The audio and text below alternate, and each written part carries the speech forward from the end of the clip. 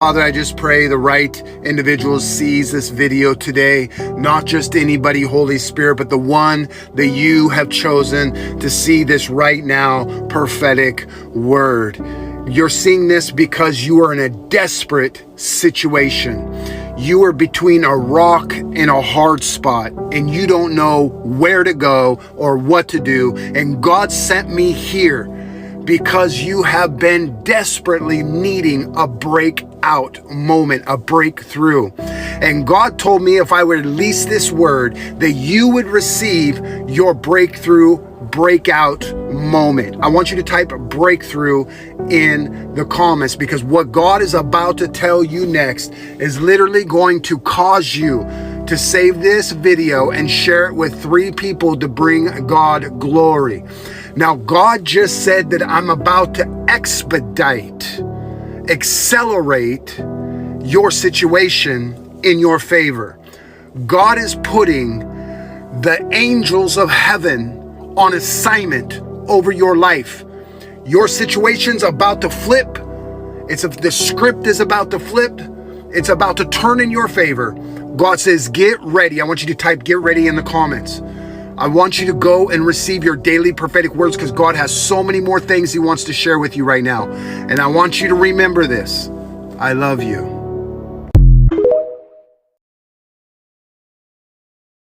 Your enemies have a purpose. That's why God doesn't want you to hate them, because he will make your enemies. Oh, y'all know the word up in this church. And if you're not speaking to your enemies, you might miss your footstool. Always leave room for your enemies to change, because what God has for you is too big for you to be petty. It's too big for you to hold a grudge, because God in one chapter is going to take one guy who's got a chain and getting ready to kill you, and then make him a servant to write the New Testament to feed you. Don't just open your door to your friends, because God may use your enemies to bless you. A blessing is coming your way.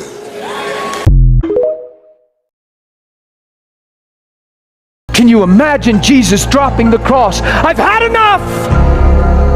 If you people didn't change by now, you'll never change. I've done nothing but good. You broke my heart and broke my trust time and time again. And even if you say I'm sorry, how do I know you won't still do it? I'm done with you. I've had enough. Every one of us in this room has felt like that and talked like that and treated one another like that. And we can't even imagine Jesus doing that. But the reason he does what he does is to set the example to become what he is. He doesn't just want to lavish you in love, he wants to transform you in love.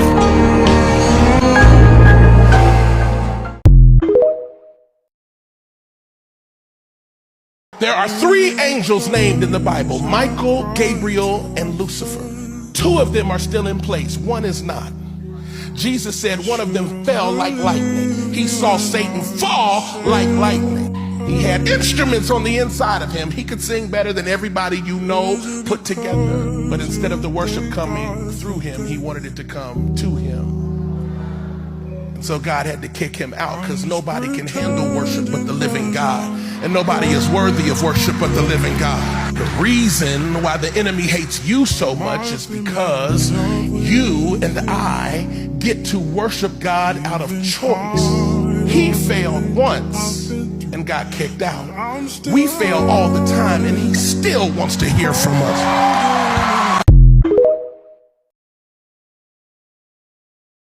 What a tragedy to be successful in the wrong thing.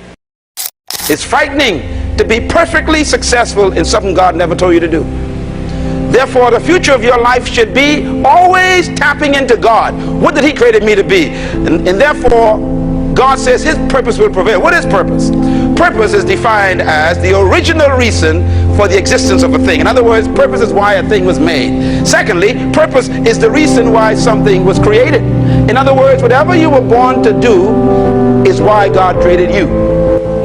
You were not born just to live a life and just die. You were born to accomplish something specifically. Matter of fact, success is making it to the end of your purpose. That is success. It's like a bird trapped in an egg. If that bird never flies, that bird is a failure. It never made it to flight. And that is what success is. Success is not just existing. Success is making it to the end of why you were born. Every banana tree, every mango tree, every apple tree is the end of the seed. And the seed is not successful until it makes it to the tree and has fruit on it. And that's what success is about. It's about fulfilling and completing your purpose in life. You are not what other people call you. You are not even what you've called yourself.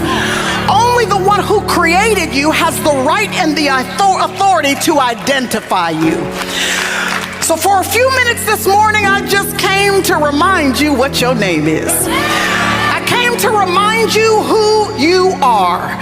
Listen to me, brothers and sisters. You are not defined by your past. You are not defined by your behaviors.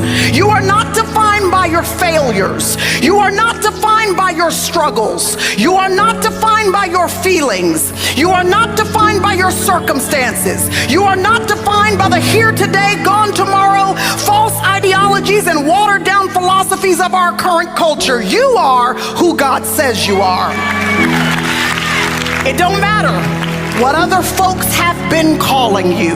And it doesn't even matter what you've chosen to call yourself. There's only one who has the authority to identify you, and it's the one who gave life to you.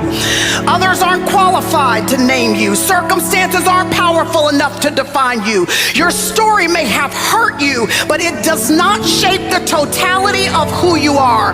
You are who God says you are. And He says you're a chosen race. You're a royal priesthood. You're a person who has been redeemed and chosen, adopted and qualified. You are not a mistake. You are not an afterthought. You are not a liability. You are a temple of the Holy Spirit of God. And the value He has placed on you means you are enough.